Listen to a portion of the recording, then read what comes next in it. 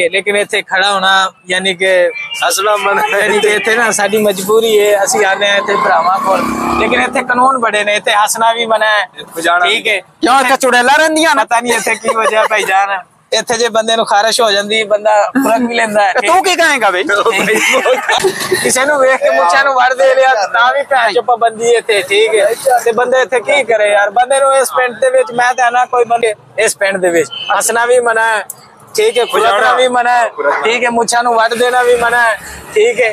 जो और किसी नु वेख लिया घूर के ते ओ भी मना है, ठीक है। पंचायतां लग जांदियां ने, पर्चे हो जांदे ने, ठीक है। ते मैं ध्यान लिहाजा पिंड जड़ा ना मेरे कागजां च फेल है, ठीक है। आ देखो भई ये मेरे दोस्त सन, दो मेरे पीछे खड़े हुए सी, उन्हां दे व्यू तुसीं सुने ने। उन्हां ने की कहा है कि भी इस पिंड दे विच आना मना, इस पिंड दे विच फुरकना मना, इस पिंड दे विच खंगना मना, इस पिंड दे विच हसना मना, इस पिंड दे विच मुछ नूं वट देना मना। की ख्याल है कि मेरे वीर भरा कोई मौला जट फिल्म दा छाड़ दे रहे ने जेड़ा इन्नियां को पाबंदियां इस पिंड ते लातियां ने?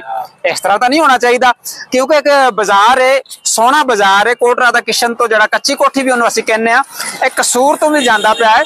ते इस तरह तो नहीं होना चाहिए। माशाल्लाह किड्डियां किड्डियां सोहणियां दुकानां ने, फ्रूट दियां दुकानां ने, ते मुर्गियां दी दुकानां ने, ते अपना ते कट्टे ते गोश्त दियां भी दुकानां ने।